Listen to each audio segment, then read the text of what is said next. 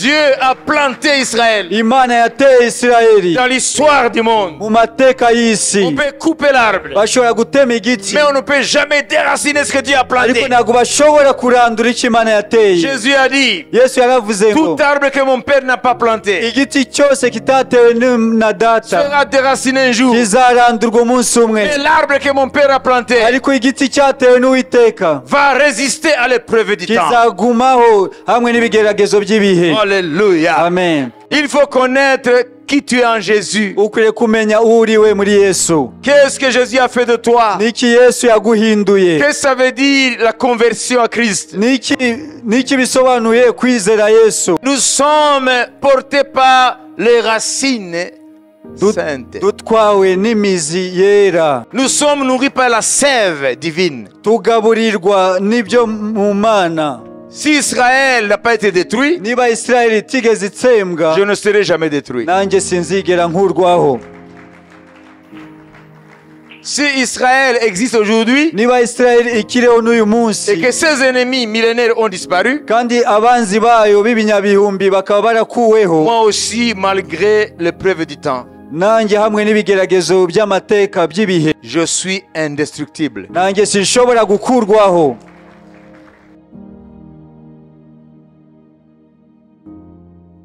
Projetons maintenant le message d'aujourd'hui. Dushireho umutwe ubutumwa bw'uyu munsi. Dusome bavandimwe.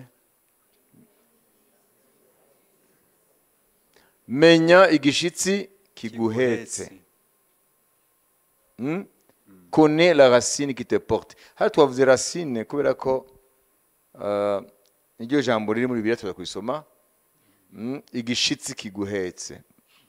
Connais la racine qui te porte. Bibiliya y'ikinyarwanda ivuga igishitsi, Bibiliya y'igifaransa ivuga la racine. Amen. Voyez, ici on nous appelle à connaître quelque chose. Hano duhamagariwe kumenya ikintu runaka. Qu'est-ce qu'il faut connaître? Niki tukwiriye kumenya? La racine qui nous porte. Nukumenya igishitsi kiduhetse. C'est très profond ça. Ni ikintu kigari cyane. Amen. Amen. Alléluia. Amen. Connaître la racine qui te porte. Kumenya igishitsi kiguhetse. Hier, nous avons appris Ejo twize ce qui concerne ce que nous sommes dans ce monde. kubijyanye n'abo turibo muri iyi si. Nous sommes dans le monde, mais nous ne sommes pas du monde. Turi mu isi ariko ntago turi ab'isi. Donc, il ne faut pas attraper la maladie là, d'être comme les autres. Rero ntago ukwiriye kurwara ya ndwara yo gusa n'abandi. Toi, tu es toi et ils sont eux. Uri wowe bo n'abandi. Il ne faut pas dire, oh, le monde a de belles choses, les chrétiens, c'est minable, c'est morose. Non. Nukwiriye kuvuga ngo abandi bameze neza ngo kuba umukristo. Dans le monde, on est bien. Mu isi bameze neza. C'est là où on a de très beaux habits. Niho uba ufite imyambaro myiza. C'est là où il y a des fans. Everything is fun. Ibintu byose biba ari byiza. Funny, funny, funny everywhere. Byose biba ari byiza. Là, il n'y a pas de stress. Nta bigutesha umutwe. C'est le monde qui détient de belles choses. Isi niyo ifite ibintu byiza. Dans la maison de Dieu, c'est morose. Mu nzu y'Imana biba bikonje. Alors, je vais être comme les autres là. Ndashaka kuba nka bariya. Quelqu'un a dit. Hari umuntu wavuze. Même si dans la maison de Dieu, nubwo mu nzu y'Imana il s'y trouverait une mauvaise odeur, haba harimo impumuro mbi, je préfère nahitamo cette mauvaise odeur dans la maison de Dieu iyo mpumuro mbi yo mu nzu y'Imana que la puanteur du monde. aho kuba mu munuko w'isi. Bivuga ngo impumuro mu nzu y'Imana nubwo yaba itameze neza ntawe uhwanye n'ibyaboze byo mu isi. Mu isi ntabwo ari impumuro byaraboze. Mais tu ne le sais pas. Ariko nagubizi. Donc il ne faut jamais souhaiter la vie des mondains. Rero nagukwiriye kwifuza ubuzima bw'abisi. Non, non, non, non. Tu dois t'accommoder à l'atmosphère de la maison de Dieu. Ukwiriye kunezererwa ikirere cyo mu nzu y'Imana. Si l'église était forte, Yiza kuba itorero rifite imbaraga, c'était le bon moment nibyo ibi byari ibihe byiza d'arracher les âmes des griffes de Satan. byo kuvana ubugingo bw'abantu mu nzara za Satani. Mais l'église aussi est endormie. N'itorero naryo C'est rirasinziriye. ça le problème. Nicyo kibazo. Mais nous sommes là pour que l'église se réveille. Ariko turi hano kugira ngo itorero rikanguke. Voilà pourquoi nous jeûnons et nous prions. Niyo mpamvu twiriza tugasenga. Alors, nous avons appris hier qui nous sommes dans le monde, Rero ejo twize abo turi bo mu isi qu'il ne faut jamais vouloir être comme le monde. ko utakwiriye kwifuza kumera nk'isi. Alors, aujourd'hui, nous allons parler maintenant de ce que réellement nous devenons lorsque nous recevons Jésus. Uyu munsi rero turiga icyo tuba cyo iyo twakiriye Yesu. Voyons maintenant Ésaïe 6:13. Dusome muri Yesaya 6:13. C'est là où on va nous parler d'une souche. Aho rero niyo tuza kureba igishitsi. kandi naho cyasigarwamo n'umugabane umwe mu 10 nabwo kizongera gutwikwa nk'uko ibiti by'umwera n'umwaroni bisigarana igishyitsi bimaze gucibwa niko urubyaro rwera rusa n'igishyitsi cyarwo. Amen. Amen. Écoutez maintenant. Mumve. Mais comme le térébinthe et le chêne bien bâti conservent leur tronc quand ils sont abattus, une sainte postérité renaîtra de ce peuple.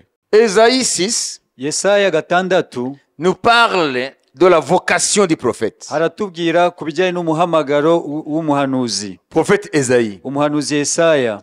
Lorsque le roi de Juda, Osias, est mort, igihe umwami w'Uyuda Yosiya yapfaga, l'année de la mort du roi Osias, je vis le Seigneur assis sur un trône très élevé et les pans de sa robe remplissaient le temple. mu mwaka umwami Yosiya yatanzemo nabonye umwami Imana yicaye ku ntebe y'ubwami ndende ashirwa hejuru, igishura cyayo gikwira urusengero. Donc le roi Osias est mort. Umwami Yosiya yaratanze. Et cette année-là, muri uwo mwaka Ésaïe a eu une vision du ciel. Yesaya abona yerekwa ryo mu ijuru. Là, il y a une raison. Hano hari impamvu. Parce que ce roi Osias kuko uyu mwami Yosiya faisait ombrage au culte de Yahvé. Faire ombrage, ngo uriya mwami Osiya yarameze nk'utwikiriye ugusenga Imana mukuri, Imana ya Isirayeli, Yahvé. Yahweh. Amen. Parce que kubera ko il a convoité l'autel alors qu'il avait le trône. kuko yifuje igicaniro kandi yari afite intebe y'ubwami. L'autel était destiné aux sacrificateurs. Igicaniro cyari kigenewe abatambyi. Donc le travail dans le temple. Umurimo wo mu ngoro. Mais lui, il était sur le trône en tant que roi. Ariko we yari ku ntebe y'ubwami. Mais il n'était pas sacrificateur. Ntabwo yari umutambyi. Alors il a été saisi par l'esprit d'orgueil. Rero afatwa n'umwuka w'ubwibone. Et il a voulu accaparer tout le pouvoir. Rero ashaka kwigarurira ubutware bwose. Et le pouvoir politique et le pouvoir spirituel. Ubutware bwa politike n'ubw'umwuka. Alors il est allé dans le temple. Rero ajya mu ngoro pour aller brûler l'encens. Kugira ngo aje kosa imibavu. Alors que ce lieu-là et ce travail ne lui appartiennent pas. Kandi aho hantu n'uwo murimo ntabwo ari we wari ugenewe. C'est du ressort des sacrificateurs. Ibyo byari bigenewe abatambyi. De la tribu de Lévi. Bo mu muryango wa Lewi.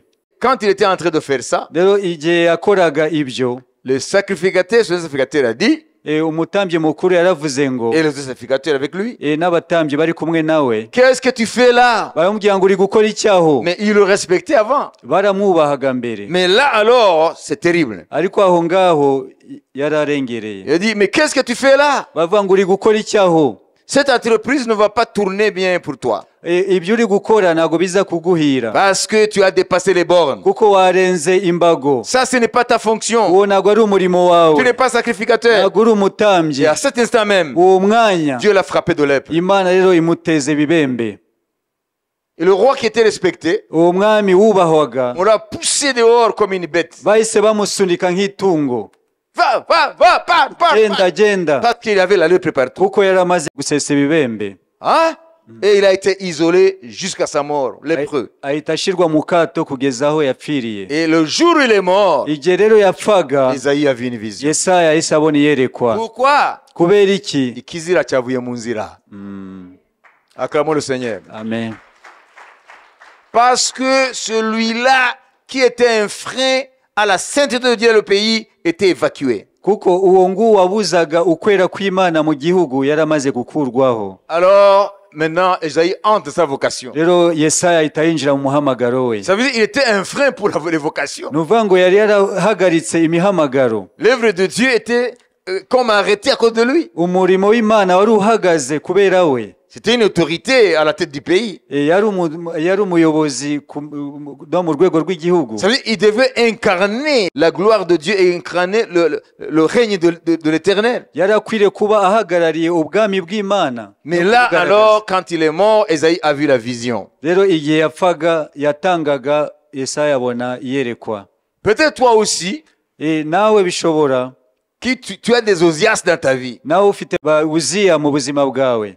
S'il ne meurt pas, Nibadapfa tu ne verras jamais la gloire de ntabwo l'Éternel. uzabona ubwiza bw'Uwiteka. Alors, il faut que Dieu te fasse découvrir Rero Imana ikwiriye kuguhishurira quels sont tes Osias. ba Uziya bawe. Peut-être c'est un copain Ashobora kuba ari inshuti yawe, avec qui il y a des problèmes que Dieu n'apprécie pas. Il y a des deals que Dieu n'apprécie pas. akaba ari ibyo muhuriyeho Imana idashima. Un copain et une copine. Inshuti yawe y'umuhungu cyangwa umukobwa. Ça peut être peut-être le non-respect de la parole de Dieu. Ishobora kuba ari ukutumvira ijambo ry'Imana. Ou peut-être des relations que Dieu n'agrée pas. Cyangwa ikaba ari ubusabane bw'abantu ufitanye nabo Imana idashima. Ça veut dire, ça peut être peut-être les membres de ta famille Ishobora kuba ari n'umuvandimwe wawe qui insultent Dieu. utuka Imana. Ishobora kuba ari abavandimwe bawe batuka Imana. Lorsque vous êtes dans le salon, Iyo mwicaye muri salo iwanyu, ils commencent à parler à la légère des choses de Jésus.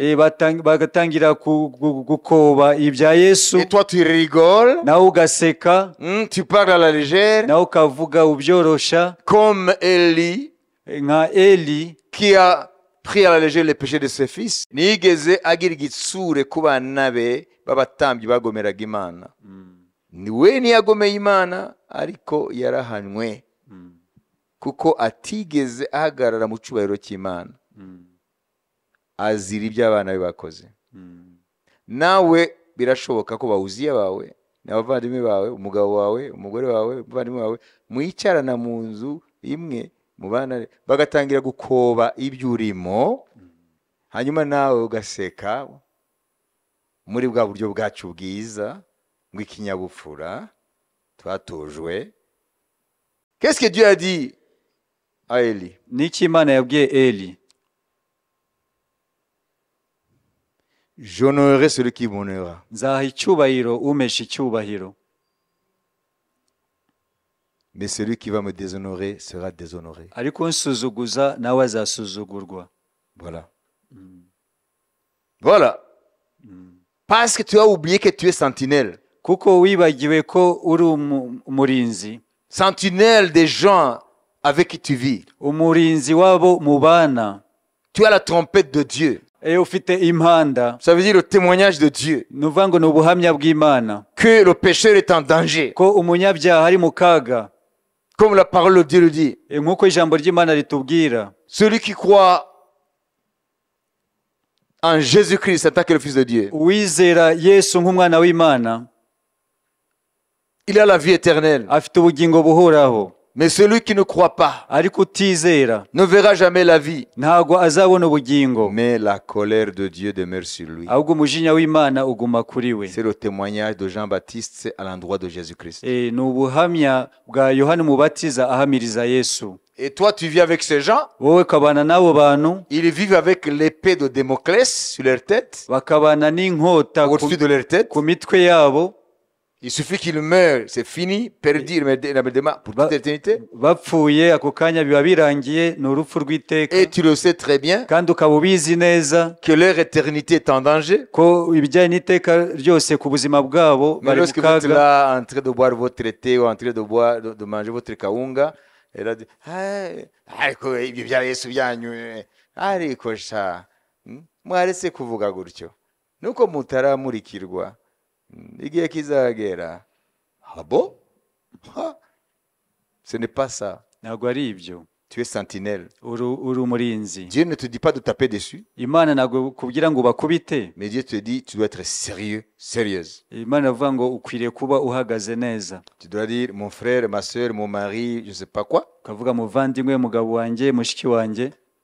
Tu peux jouer avec autre chose. ushobora gukina n'ibindi. Et ne joue pas avec ça. ariko ntuzajye ukinisha ibyo. Parce que ce Jésus, kuko uwo Yesu il t'attend. aragutegereje. Il était ton juge. azaba umucamanza wawe. Aujourd'hui, il peut être ton sauveur. uyu munsi ashobora kubera umukiza. Et demain, il sera ton juge. ariko ejo azakubera umucamanza. Qu'il comprenne ta position claire et nette. bamenye uko uhagaze. Et quand il continue ces conversations, rero nakomeza ibyo biganiro, tu prends la porte de la chambre. uhita ujya mu cyumba cyawe. Tu vas prier pour eux. ujye kumusengera. Tu ne participes pas à ces conversations. ntabwo ufatanya nawe ibyo biganiro. C'est ça, nibyo. être sentinelle. nibyo kuba umurinzi. Acclamons Jésus. dukomere Yesu amashi. La foi, c'est un engagement. ukwizera ni icyemezo umuntu afata. C'est un engagement solennel. ni icyemezo ku mugaragaro. Ni commitment, ntabwo ari ibintu byo gukina. Amen. Amen. Donc, Osias meurt. Uziya aratanga. J'ai décrit un peu de mots qui il était. Quelle personnalité? navuze muri make Quel personnage il était? uwo ari we. Alors, Ésaïe voit le trône de Dieu. rero Yesaya abona intebe y'Imana. Il décrit le trône de Dieu. aravuga uburyo yabonye intebe y'Imana. Un endroit de puissance. ahantu h'imbaraga. La voix de Dieu fait branler les cieux. ijwi ry'Imana riranyeganyeza ijuru. Si la voix de Dieu branle les cieux spirituels, qu'en est-il des cieux physiques là? Ni ukuvuga ngo nimba Imana ijwi ryayo rinyeganyeza amajuru yo mu mwuka, ntiryarushijeho kunyeganyeza amajuru afatika tudashyize mu isi yacu. Amen. Amen. Alléluia. Amen. Lorsque Dieu tonne, iyo Imana itontomye, c'est terrible. biba biteye ubwoba. Mwebwe murindire gato, izatontoma vuba. Nyuma y'ibimwe murabona ku isi bibe biraparangana, igira itontome. Les choses sont en train d'être ébranlées parce que l'inébranlable vient. ibintu biri kunyeganyezwa kuko utanyeganyezwa araje. Ibinyeganyezwa bibe biranyeganyezwa kugira ngo bibise ibitabasha kunyeganyezwa. C'est dommage gufata ku binyeganyezwa bigira biveho akariyufataho. Ni nk'umuntu hatangiye imitingito, hatangiye igishitsi, aho kugira ngo wiruke urafata inzu yawe ngo nigwe. Regardez ce spectacle là, regardez. murebe Tremblement de terre. Au lieu de fuir, je commence à prendre le mur de ma maison. igishitsi kiri gukubita noneho kugira ngo wiruke ugafata inzu. Ugafata n'inzugi, ugafata n'amadirisha. C'est comment ça? Tu commences maintenant à tanguer avec la maison. Noneho nawe utangira kunyeganyezwa hamwe n'inzu. Plus les secousses augmentent. uko umutingito ukomeza, plus toi aussi tu es secoué. niko nawe unyeganyezwa. Et quand la maison va s'écrouler, rero igihe inzu izagwa, tu vas t'écrouler avec la maison. nawe uzagwana n'inzu yawe. C'est comme ça qu'on voit les hommes aujourd'hui qui tiennent sur des choses qui sont en train d'être ébranlées. niko tubona abantu bari gufata ibintu kandi biri kunyeganyezwa. Ils vont tomber avec ces choses-là. nabo bazagwana nabyo. Le monde chancelle comme un ivrogne, isi adandabirana nk'umusinzi, dit le prophète Ésaïe. niko umuhanuzi Yesaya yavuze. Son péché pèse sur elle. igicumuro cyayo kirayiremereye. Et la terre tombera. isi izagwa, et elle ne se réveillera plus. ntabwo izongera kubyuka. C'est ce que nous voyons aujourd'hui. nibyo turi kubona ubu ngubu. Le monde est en train d'être secoué isi iri kunyeganyezwa et danse comme un ivrogne. kandi irabyina nk'umusinzi. Et le monde va s'écrouler kandi isi iraza kugwa et elle ne se réveillera jamais. kandi ntizongera kubyuka. Ésaïe parle de la terre Yesaya aravuga isi qui est en train d'être secouée. iri kunyeganyezwa. Est-ce que tu le vois toi? wowe urabibona? Le monde est-il stable? murabona ko isi ihagaze ihamye? wowe ubona ko isi ishikamye? Le monde est en train d'être secoué. isi iri kunyeganyezwa. Rien n'est stable. nta na kimwe gihamye. L'économie s'ébranle. Ubukungu buranyeganyezwa. La paix dans le cœur est ébranlée. Amahoro mu mitima yaranyeganyejwe. Les finances sont ébranlées. Ubukungu buranyeganyezwa. Ingengo y'imari y'ibihugu buranyeganyezwa. Aucune partie du monde est épargnée. Nta gice na kimwe cyo ku isi kitagerwaho. Mais qu'est-ce que tu fais? Wowe n'icyo ukora? Lorsque les fondements sont ébranlés, qu'est-ce que juste faire? Iyo ifatiro zinyeganyejwe, umukiranutsi akora iki? Ah oui. Wikomeze mu Mana yawe. Ni igihe cyo kwikomeza mu Mana. Amen. Kuko ibintu biraza kunyeganyezwa. Seriously. Wikomeze mu Mana yawe. Amen. Wikomeze mu Mana yawe. Amen. Amen. Amen. Amen. Amen. Kuko nta handi hazava ijwi rikukomeza riguhumuriza. Ni ijwi rya Yesu Kristo. Amen.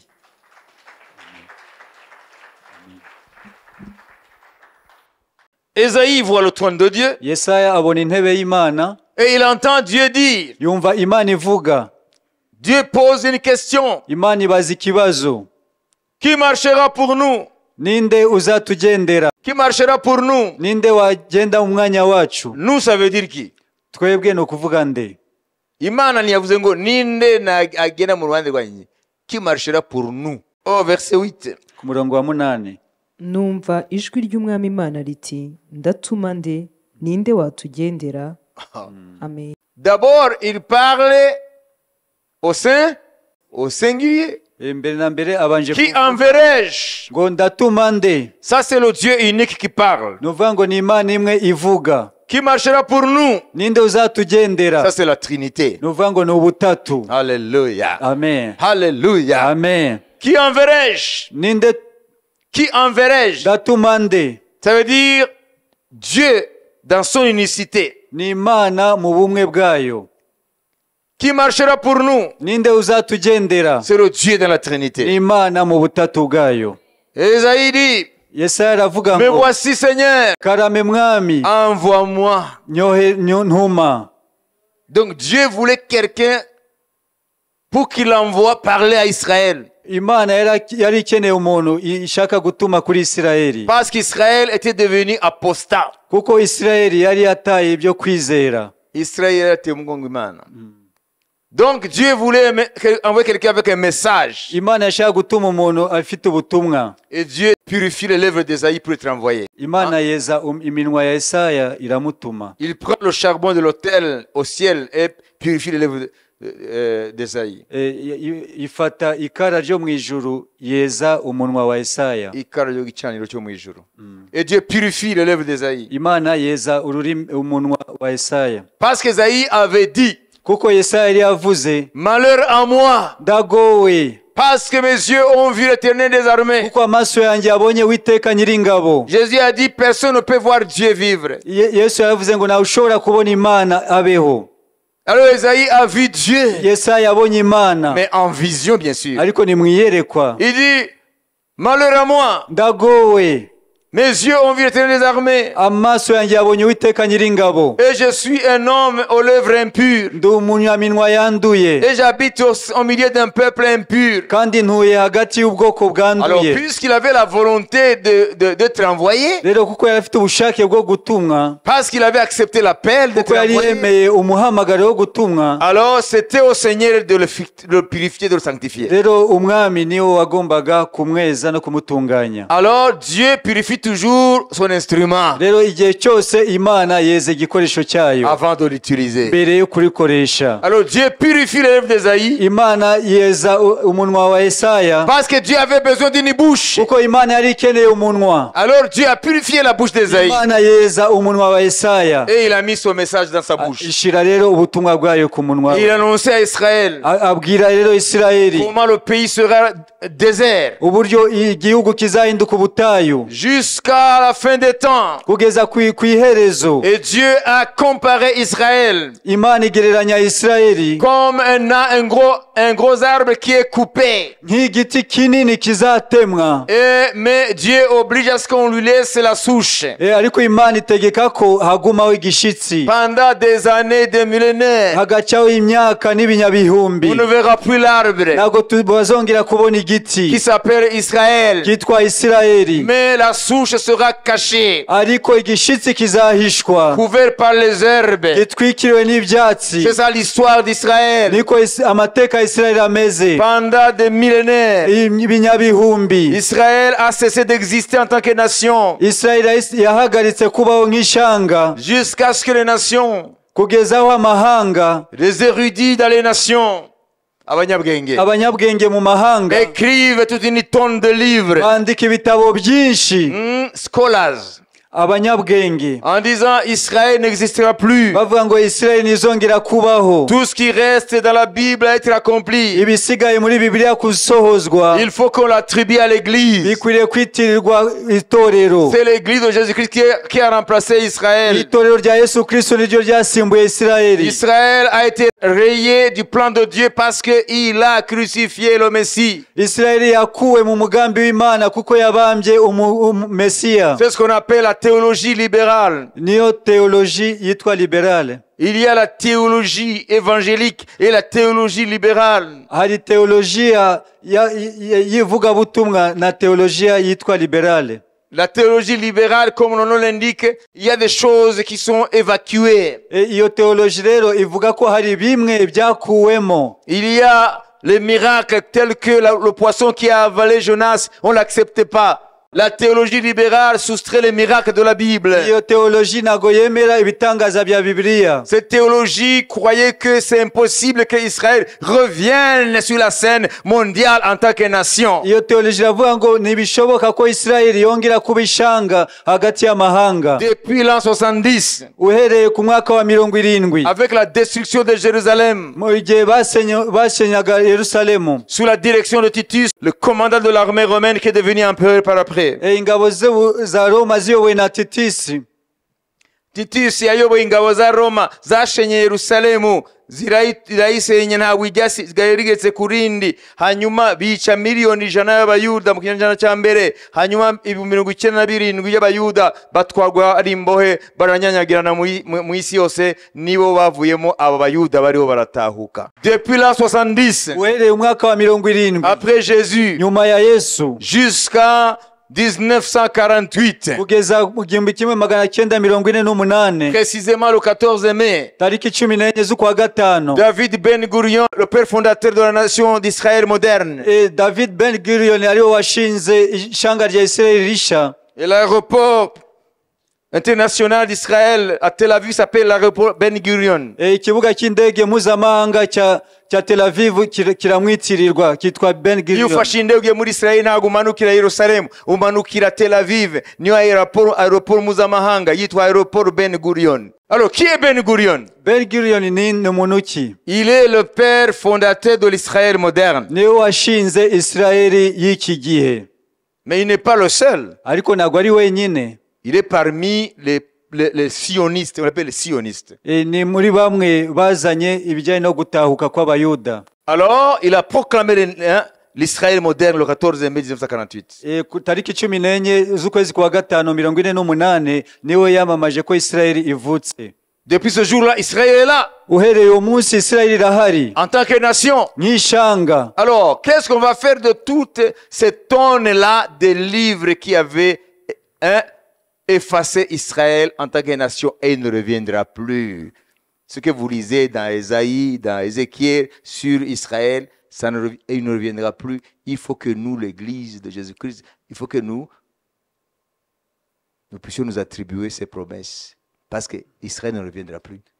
C'est ce qu'on disait. Rero bya bitabo byose byanditswe bizajya he? Koko bari baranditse yuko ibyavuzwe byose kuri Isirayeli byarasibamye, byose bikwiriye kwitirirwa itorero. Avant 1900, tous ces siècles-là, Israël n'existera plus. Mbere y'igihumbi kimwe magana cyenda ibyo binyejana byose Isirayeli ntizongera kubaho. Même si vers la deuxième moitié du XIe siècle, les gens comme Theodor Herzl, le père du sionisme, avaient commencé à militer pour la création d'un foyer juif en Palestine, mais réellement, avant 1900, l'idée qu'Israël ne reviendra plus dans l'histoire, c'est ça qui prévalait, et des livres ont été écrits pour ça. Ikinyejana cya 18 mu mpera zacu. On dit la deuxième moitié du 19e siècle. Ok? L'idée qui prévalait dans les milieux intellectuels, religieux, même à Vatican, c'est que Israël ne reviendra plus. hose na Vatikani bavuga ko Isirayeli ntabwo izongera kuba ishanga. Parce que ils voyaient l'histoire. Kuko babonaga amateka. Rien ne prévoyait que cela se passera. Nta kintu na kimwe cyerekanaga ko bizongera kubaho. Un peuple absent de sa terre pendant 2 millénaires, il va revenir comment? Ubwoko bumaze imyaka 2000 butari mu gihugu cyabo buzongera kubaho gute? Mais c'était incroyable. Ntabwo byari ibintu byo kwizerwa. N'est-ce pas? Donc ils avaient raison d'écrire. Rero bari bafite impamvu yo kwandika ibyo. Parce qu'ils n'avaient pas la foi. Kuko nta kwizera bari bafite. Mais Dieu les a surpris. Ariko Imana yarabatunguye. Israël est revenu. Isirayeli iragaruka. Na jambo ryayo rihera. Amen. N'iryo utumva Imana ivuga ko izakora ryizere rikomereho. Amen. Kuko igihe nikigaragara rirasohora. Amen. Amen. Amen. Par exemple, nous vous parlons toujours de l'enlèvement de l'église. Urugero buri gihe cyose turavuga kuzamurwa kw'itorero. On n'invente rien, c'est dans la Bible. Nta kintu duhimba biri muri Bibiliya. Mais les gens prennent ça comme du pipeau. Abantu babifata nk'inkuru gusa zivugwa mu baturage. Mais ça arrivera. Ariko bizaba. Celui qui a ramené Israël uwagaruye Isirayeli après 2000 ans d'absence dans ce pays, nyuma y'imyaka 2000 batari mu gihugu cyabo, il a dit, yaravuze ngo il y a un jour, ari umunsi, en un instant, mu mwanya muto sur la face de la terre, hano ku isi, je vais enlever les croyants. nzazamura abizera. Mais ça se passera. Ibizaba. Heureux celui qui croit, hahirwa ubyizera, car la parole du Seigneur s'accomplira. ijambo ry'Uwiteka rizasohora. Malheur à celui qui ne croit pas. Utizera we afite ibyago. Car nous n'avons pas la puissance contre la vérité, mais pour la vérité. Kuko ntago dufite imbaraga zo kurwanya ukuri, ahubwo dufite imbaraga zo gushigikira ukuri. Alors, Esaïe a prophétisé Yesaya yarahanuye que même si Israël va être coupé de l'histoire, aravuga ngo nubwo Isirayeli izatemwa igakurwa mu mateka, néanmoins Dieu va protéger, conserver la souche. ariko Imana izarinda igishitsi. Et le jour venu, Igihe kizagera, de cette souche-là kuri icyo gishitsi sortira hazasohoka une nouvelle postérité. urundi rubyaro. Amen. Pourquoi est-ce que Israël est multimillénaire? Kubera iki Isirayeli imaze ibinyabihumbi? Pourquoi est-ce que les autres peuples de l'époque d'Israël dans l'Antiquité n'existent plus? Kubera iki ayandi moko yo mu gihe cya Isirayeli atakiriho? Où sont les Babyloniens? Ese abanyababiloni barihe? Mais ce ne sont pas ces Irakiens. Ntabwo ari abo batuye muri Iraki. Ça, c'est notre peuple. Aba ni ayandi moko. Où sont les Perses? Ese abaperesi barihe? Ce ne sont pas ces gens-là. Ntabwo ari bariya. Où sont les Égyptiens? Ese abanyegiputa barihe? Ce ne sont pas les Égyptiens de l'Égypte d'aujourd'hui. Ntabwo ari abanyegiputa batuye ubu ngubu. Ça, ce sont des Arabes. Abo ni Abarabu. Où sont les Romains? Abaroma barihe? Mais ils ne sont pas là. Ntabwo bahari. Parce que l'Europe d'aujourd'hui, Kuko uburayi bw'iki gihe on les appelle quoi? bitwa bande? Les Caucasiens. On les appelle quoi? Babita gute? Les populations indo-européennes. Ça veut dire ils viennent de Caucase, ils viennent de l'Asie. Amen. Amen. Et de toute l'Europe de l'Est, mais à partir de l'Asie. Donc c'est un mosaïque de peuples, un mélange de peuples. Nuvuga ngo abatuye i Burayi ubu ngubu ni uruvange rw'abaturage bavuye muri za Aziya no mu Burayi. Les Européens, on les appelle des Caucasiens, on les appelle les Caucases. Voilà, ça veut dire ce sont des populations indo-européennes. Ça vient de l'Asie vers là-bas, les Indes là. Donc, ils sont venus avec le temps. Bakomoka muri Aziya mu bice by'Ubuhinde n'ahandi. Mais les Romains là, Ariko b'Abaroma, les Romains là, Abaroma, d'où vient Pilate? aho Pilate akomoka, Ces Romains n'existaient plus. abo Baroma ntago bakiriho. Et le latin, Ikilatini ça se parle dans la rue? ese hari aho mu nzira wakumva baruvuga? Est-ce que tu peux aller dans le monde quelque part et commander un café en latin? Ese ushobora kujya ahantu ugasaba ikawa ku isi mu kilatini? Est-ce que tu peux aller quelque part et commander un café en araméen? Ese ushobora La langue de kujya Babylone? ahantu ugasaba ikawa mu kiarameya? Est-ce que tu peux aller quelque part et commander des frites en sanskrit, la langue qui était parlée dans ces pays-là, d'Iran et d'autres pays là-bas? Ese ushobora kujya ahantu ukakoresha ururimi urwo bita abasankriti, ni ururimi rwakoreshwaga.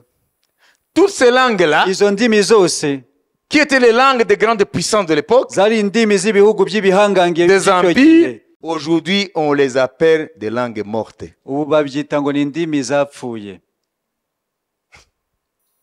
Mais la langue d'Abraham, Ariko ururimi rwa Aburahamu elle est parlée aujourd'hui. ruracyavugwa n'uyu munsi. Acclamons Jésus! Komera amashyi Yesu. La langue d'Abraham. Ururimi rwa Aburahamu. Aujourd'hui, si tu vas dans un pays qui s'appelle Israël, Uyu munsi nujya muri Isirayeli, les signposts, ibyapa c'est écrit d'abord en hébreu, habanza kwandikwa mu giheburayo, en anglais. mu cyongereza. Amen. Amen. Alléluia. Amen. D'abord en hébreu, Mbere na mbere babanza kwandika mu giheburayo, avant d'autres langues. mbere y'izindi ndimi. Mais les autres langues de puissance de l'époque d'Abraham, de l'époque de Moïse, de l'époque d'Ésaïe, ça n'existe plus. Ariko biriya bihugu by'ibihangange byo mu gihe cy'Aburahamu, ba Yesaya n'abandi ntago zikivugwa. Ces langues sont plus là. Izo ndimi ntago zikiriho. Mais la langue d'Abraham, Ariko ururimi rwa Aburahamu qui a vécu 2000 ans avant Jésus, yabaye imyaka 2000 imbere ya Yesu, en 2023, mu 2023, cette langue est parlée. urwo rurimi ruracyavugwa. Ça, c'est un miracle historique. Icyo ni igitangaza mu mateka, Parce que Dieu a conservé la souche. kuko Imana yarinze igishitsi, La force de l'indescriptibilité d'Israël. imbaraga zo kudasenywa kwa Isirayeli, Pour que Israël ne soit pas détruit. kugira ngo Isirayeli idakurwaho, Malgré les périodes difficiles que ce peuple a traversées. hamwe n'ibihe bigoye ubwo bwoko bwaciyemo, Des génocides. za jenoside. Ce peuple existe Ubwo bwoko buracyariho à cause de la parole que nous avons lue. kubera iri jambo twasomye, Qu'on coupe l'arbre, ko igiti bagiteme mais qu'on laisse la souche. ariko igishitsi kigumeho, Parce que le temps venu, kuko igihe kizaza cette souche va encore pousser. cya gishitsi kizongera kishibuke. Alléluia. Amen. C'est ça le mystère d'Israël. Ubwo nibwo bwiru bwa Isirayeli. Alors, je vais aller vite par rapport à nous. Rero ngiye kwihuta ku bijyanye natwe. Ce qui fait la force de ce peuple, Ikigize imbaraga z'ubwo bwoko c'est les racines et la souche. ni igishitsi n'imizi yacyo, Ça s'appelle Israël. ni Isirayeli. La souche s'appelle Israël. Igishitsi kitwa Et qui Isirayeli. est Israël? Isirayeli Il ninde? était appelé Jacob. Yitwaga Yakobo. Qui était Jacob? Yakobo yarinde? Fils d'Isaac. Ni umwana wa Isaka. Qui était Isaac? Isaka yarinde? Fils d'Abraham. Ni umuhungu wa Qui est Abraham? Aburahamu ninde? L'homme qui porte les bénédictions de Ni Dieu. umuntu ufite umugisha w'Uwiteka. Alléluia. Amen. Qui porte la bénédiction des nations. Utwaye umugisha w'amahanga. Voilà pourquoi ce peuple n'a jamais été détruit. Niyo mpamvu ubwo bwoko butigeze busenywa. C'est à cause des racines qu'il Ni apporte. ukubera imizi ihetse. C'est à cause des racines qui portent ce peuple. Ni ukubera igishitsi gitwaye ubwo bwoko. La souche est sainte. Igishitsi ni cyera. La souche est bénie. Igishitsi ni cy'umugisha. Dieu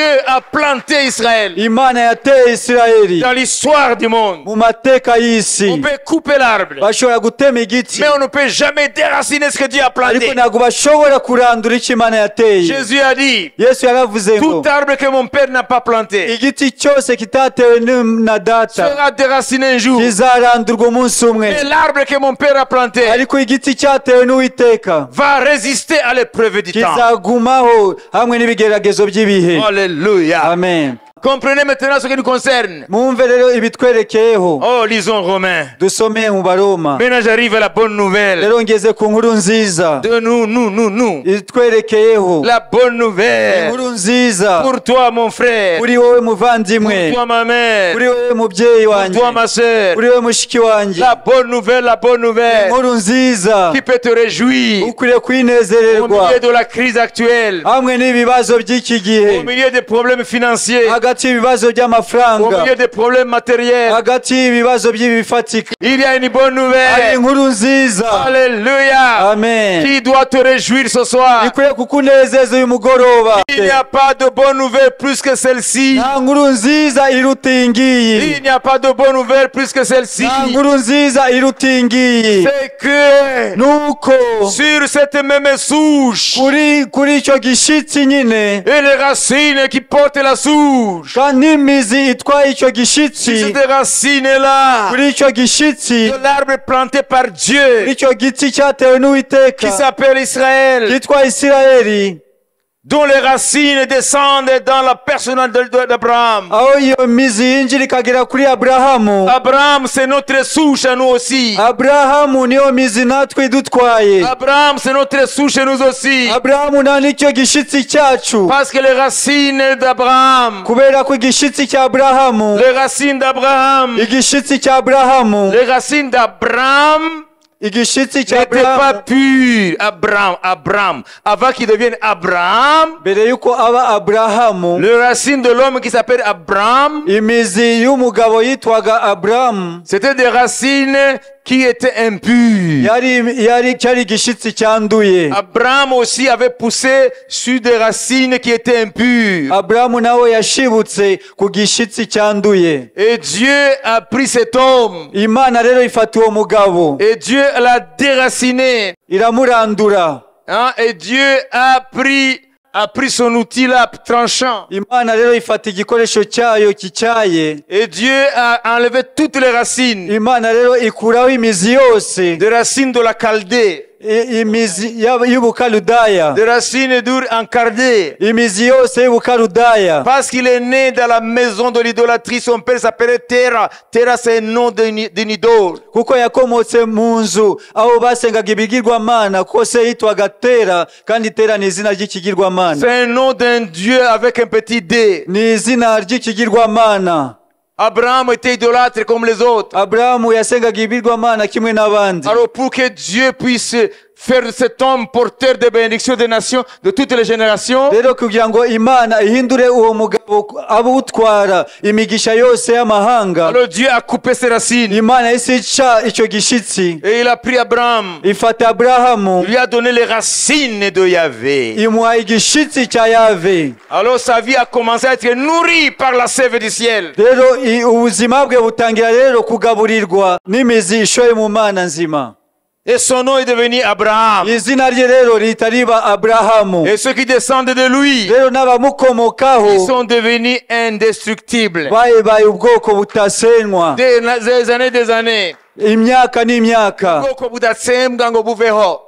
Ubwoko budashobora guhanagurwa mu ikarita y'isi. Amen. Ubwoko budashobora guhanagurwa mu mateka y'abantu. Amen. Alors nous aussi, Natwe rero, avant que Dieu nous appelle en Jésus-Christ, mbere yuko Imana iduhamagara muri Yesu Kristo, avant que Dieu t'appelle en Jésus-Christ, imbere yuko Imana iguhamagara muri Yesu Kristo, tu es porté par des racines impures, wari utwawe n'igishitsi des cyanduye, racines souillées. igishitsi Tu cyanduye. descends des gens qui ont adoré des faux dieux, Ukomoka ku bantu basenze ibigirwamana, des peuples qui sont voués à la disparition. ubwoko bwagenewe kurimbuka. Voilà pourquoi des grandes nations ont disparu. Niyo mpamvu amahanga akomeye yakuweho, Parce que ce n'étaient pas des arbres que Dieu avait plantés. kuko ntabwo ari ibiti byatewe n'Uwiteka. L'histoire a eu raison de ces nations. Amateka yakubuye ayo mahanga. Amen. Amen. Nous aussi, nous avons des racines. Natwe dufite imizi Des peuples qui sont idolâtres. y'ubwoko bwasenze ibigirwamana. Il n'y a aucune garantie qu'ils vont résister à l'épreuve du temps. Nta na kimwe cyerekana yuko bashobora guhagarara imbere y'amateka, Parce qu'il y a des empires aussi, il y a des royaumes aussi en Afrique, hein, qui ont disparu. kuko hari n'ubwami bwo muri Afurika bwasibamye. Dans chaque coin d'Afrique, il y avait des rois et des roitelets. Mu bice byose bya Afurika hari ubwami, Des rois et des roitelets. hari ubwami bugari n'ubwami butoya Disparus. bwasibamye. Où se trouve l'empire Ashanti? Ese ubwami bwo muri Mali Ashanti. bwitwa Ashanti, Où se trouve-t-il? ese burihe? Lis l'histoire d'Afrique. Usome amateka ya Il y Afurika, avait des rois. hari abami, Il y avait des royaumes. hari ubwami Mais c'est disparu. bwarasibamye. En Amérique du Sud, muri Amerika y'Amajyepfo, où sont les Mayas? abamaya, Où sont les Incas? abamaya ba Inka barihe? Disparus. Barasibamye. Au Pérou, Muri Peru disparus. barasibamye.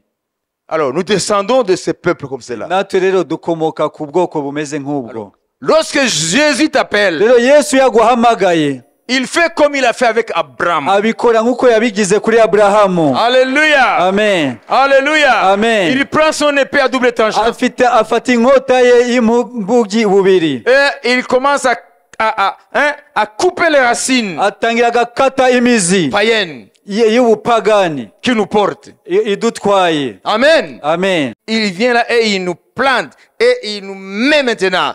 Amen. Alléluia. Amen. Il nous incruste dans la souche sainte. Akahita adutera ku gishitsi cyera. Et les racines Rero n'imizi yacu qui nous nourrit, qui itugaburira nous portent, ce idutwaye, sont les mêmes racines qui a porté Abraham. ya mizi nyine yatwaye Aburahamu. Alors, Amen.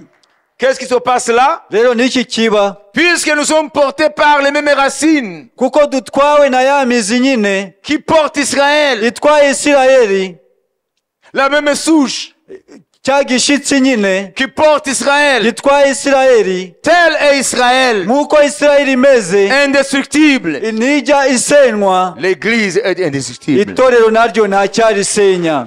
Tel est Israël Nk'uko Isirayeli imeze qui résiste à l'épreuve de temps. ihagarara ku bigeragezo by'ibihe, L'Église a résisté pendant 2000 ans. itorero naryo ryahagaze imyaka 2000. Alors je vais venir maintenant à toi personnellement. Rero ngiye kugaruka kuri wowe. N'est-ce pas une bonne nouvelle? Si inkuru nziza? Je ne suis pas appelé à disparaître. Ntago nahamagariwe gutsembwa. Ntago nzazimangatanya. Amen.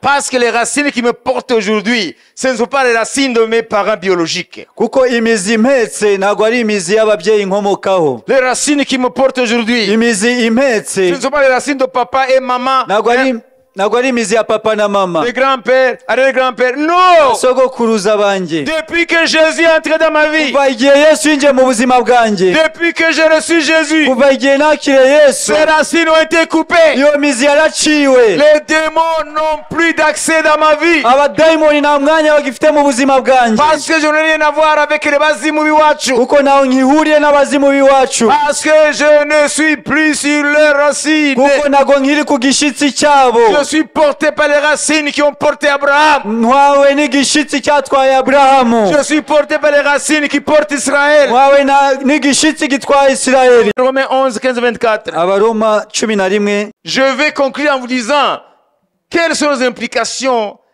pour cette révélation. Ngiye kubabwira ingaruka ziri yishurirwa. ubwo gucibwa kwabo guhesheje abari mu isi kwiyunga n'Imana, kugarurwa kwabo ni kuzaba kuzuka. Ubwo ifu y'umuganura ari iyera n'irobe naryo niko riri, kandi ubwo igishyitsi ari icyera n'amashami nayo niko ari. Ariko niba amashami amwe yarahwanyuwe, nawe uri umunzenze wo ku gasozi ukaba waratewe nk'ingurukira hagati y'amashami, ugasangira nayo amakakama y'igishyitsi cya elayo, ntukirarire ngo ugaye ayo mashami. Niba wirarira uyagaya, wibuke yuko atari igishyitsi kimeze kuri wowe, ahubwo niwe umeze ku gishyitsi. Ahari wavuga uti amashami yahwanyuriwe kugira ngo nterweho. Ni koko kutizera niko kwayahwanyuje, none nawe kwizera niko kuguteyeho. Ntukibone ahubwo utinye, kuko ubwo Imana itabariye amashami ya kavukire, nawe ntizakubabarira. Nuko urebe kugira neza kw'Imana kandi no kutabera kwayo. Kubaguye ni ukutabera, ariko kuri wowe ni ukugira neza, nuguma muri uko kugira neza kwayo, kuko nutagera utyo nawe uzahwanyurwa.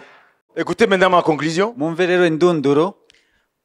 Nous avons fait un petit parcours Twagerageje urugendo sur la vie d'Israël ku bijyanye n'ubuzima bw'amateka ya Isirayeli, en tant que descendant d'Abraham, d'Isaac et de Jacob. nk'urubyaro rwa Aburahamu na Isaka na Yakobo. Pourquoi ce peuple a résisté à l'épreuve du temps? Kubera iki ubwo bwoko bwakomeje kubaho hamwe n'amateka Celui qui baciyemo? connaît l'histoire, Uzi amateka, ça c'est un miracle. icyo ni igitangaza. Comment l'hébreu est parlé aujourd'hui? Ni gute igiheburayo kivugwa uyu munsi, Une langue multimillénaire. ururimi rumaze ibinyabihumbi, Alors que la langue qui était parlée à Babylone, qui était parlée en Perse, qui était parlée à Rome n'existe plus. kandi ururimi rwavugaga Babiloni rukavugwa i Roma ntago kivugwa. La langue qui était parlée chez les pharaons en Égypte n'existait plus. ururimi rwavugwaga mu gihe cy'abafarawo ntabwo rukivugwa Mais l'hébreu existe. ariko ikiheburayo kiracyariho Son peuple existe. ubwo bwoko buracyariho C'est à cause de la souche. ni ukubera igishitsi Dieu a permis qu'on coupe l'arbre. imana yemeye ko batema igiti Mais il a dit à Isaïe, ariko ibwira yesaya prophétise hanura qu'on laisse la souche. bareke igishitsi Et le jour viendra, igihe kizagera de cette souche kuri icyo gishitsi poussera une nouvelle postérité. hazashibuka urubyaro rusha Pas n'importe laquelle. atari urwo ari rwo rwose Dieu dit une sainte postérité. ni urubyaro rwera De ce peuple, urwo bwoko les juifs qui rentrent aujourd'hui, ababisirayeli bari gutahuka c'est un processus qui mènera à une postérité que Dieu qualifie de sainte. ni umurimo uri gukorwa uzageraho ubwoko buzitwa ubwoko bwera De ce peuple viendra une postérité qui est sainte. muri ubwo bwoko hazashibukamo ubwoko bwera Ils rentrent la plupart en tant qu'athées. abenshi batahuka bahakana imana Ils rentrent la plupart de ces gens-là en tant qu'athées. abenshi batahuka bahakana imana Juifs athées. abayuda bahakana imana Vous comprenez? Mais ils ne savent pas pourquoi ils rentrent. ariko ntabwo bazi impamvu bari gutahuka Le fond des fonds. ntibazi impamvu irimo Et ils ont leurs raisons. Ils sont juifs. Ils rentrent dans leur pays. Mais le fond des fonds, c'est qu'ils sont en train d'être dirigés par la prophétie de Dieu pour que Dieu tire de ces gens-là athées, des gens-là qui ne connaissaient pas Jésus, une sainte postérité. bo bataha bazi ko batashe nk'abayuda gusa ahubwo ntibazi ko ari imana iri kubikora kugira ngo izavanemo ubwoko bwera C'est eux la souche. nibo cya gishitsi Mais ce ne sont pas eux la postérité ariko ntabwo ari bo rwa rubyaro rwera sainte. Alors, nous aussi. natwe rero Maintenant, je viens à toi. rero nje kuri wowe Si tu as cru en Jésus, niba warizeye yesu Dieu a coupé les racines païennes qui te portaient. imana yaciye imizi y'igipagani yari igutwaye Ça veut dire l'histoire de tes ascendants, uvuga ngo ni amateka yabukomokaho l'histoire de tes ancêtres. amateka y'ibisekuruza byawe Elle n'est pas glorieuse ntabwo ari amateka meza sur le plan mu spirituel. bijyanye no mu mwuka Vous comprenez? amen Alors Dieu t'a greffé maintenant. rero imana yaraguteye Amen. amen C'est ce que Paul appelle l'olivier franc. ibyo pawulo yita elayo y'ukuri Parce qu'avant, tu étais une branche de l'olivier sauvage. kuko mbere wari ishami rya elayo y'umunzenze Parce que Elayo Muzenze, l'olivier sauvage, personne n'a planté ça. nta muntu wayiteye yarimejeje Twisanze gusa mu isi sivyo? Nta mana, nta masezerano. Ngo twarimejeje. Nta kimana yavuganye natwe. Tous les peuples sauf Israël ni minzenzi. Kuko nta bisanze baraho. Bafite amateka yabo gusa. Sibyo? Y'abantu batuye kwisi mu gace runaka ariko nta kimana rurema yababwiye.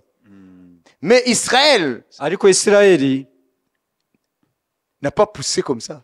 ntabwo yashibutse gutyo gusa Dieu l'a planté. imana niyo yayiteye amen Alors aujourd'hui, rero uyu munsi nous sommes portés par un olivier planté par Dieu. dutwawe na elayo yatewe n'uwiteka Par voie de conséquence, ingaruka yabyo rero nous sommes indestructibles. natwe ntidushobora gutsembwa Ça, tu dois le savoir. ibyo ukwiriye kubimenya Ça va t'aider dans ton combat spirituel. bizagufasha mu ntambara yo mu mwuka Ça va t'aider lorsque tu attaques les puissances qui t'attaquent aussi. bizagufasha igihe uzaba uri kurwana n'imbaraga ziri gutera Ça va t'aider lorsque tu es dans des difficultés aussi. bizagufasha igihe uzaba uri kunyura mu bibazo Ça va t'aider lorsque tu es en train de louer le Seigneur dans ton culte personnel. bizagufasha igihe uzaba uri kuramya imana uri mu masengesho yawe wenyine Tu vas dire, je sais ce que tu as fait de moi. uzavuga ngo ndazi icyo wampinduye Je sais ce que tu as fait de moi en Jésus. nzi uwo wampinduye kuba we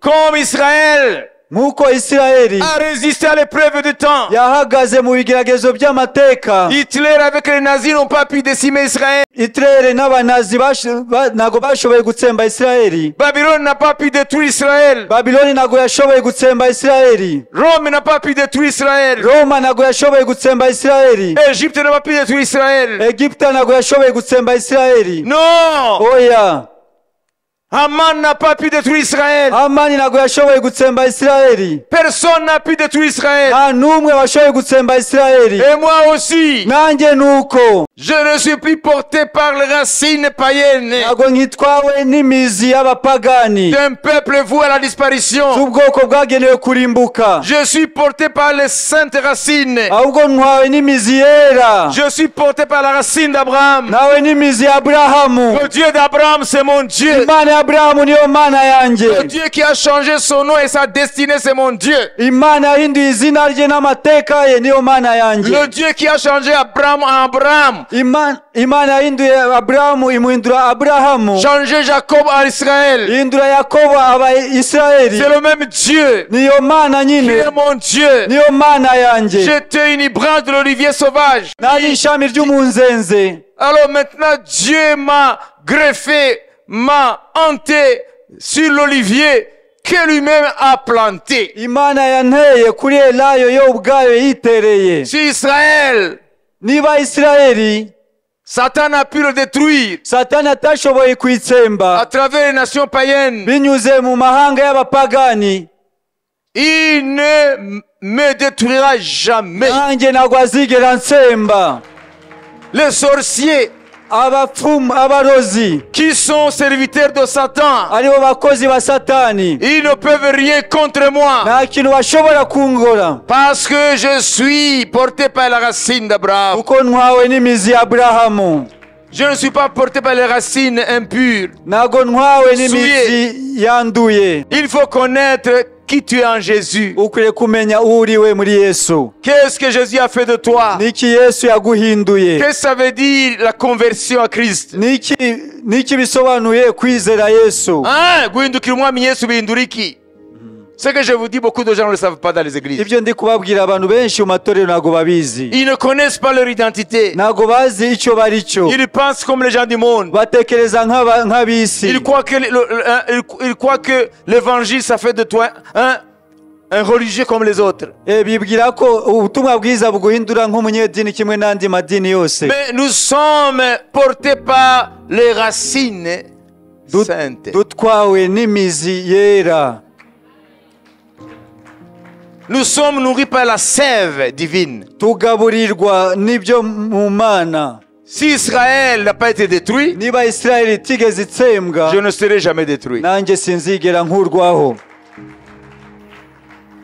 Si Israël existe aujourd'hui niba Isirayeli ikiriho n'uyu munsi, et que ses ennemis millénaires ont disparu, kandi abanzi bayo b'ibinyabihumbi bakaba barakuweho, moi aussi, malgré l'épreuve du temps, nanjye hamwe n'ibigeragezo by'amateka by'ibihe, malgré Covid-19, hamwe na COVID-19, malgré la crise financière qui s'annonce, hamwe n'ihungabana ry'ubukungu biri kuvugwa, malgré les difficultés qui attendent le monde, hamwe n'ibibazo bitegereje isi, je suis indestructible. nanjye sinshobora gukurwaho. Connais ton identité kumenya uwo uriwe en Christ. muri Kristo. Qu'est-ce que ta foi a fait de toi? icyo ukwizera kwawe kwaguhinduye. Paul dit dans Romains, Pawulo aravuga mu ta Baroma, foi en Christ ukwizera kwawe muri Kristo t'a greffé kwaraguteye sur l'olivier franc, kuri Elayo nyayo, t'a greffé sur l'arbre planté par Dieu lui-même. kwaguteye ku giti cyatewe n'Imana. En un mot pour clôturer, mu ijambo rimwe kugira ngo dusoze, tu n'es pas n'importe qui. ntabwo uri uwo ari we wese.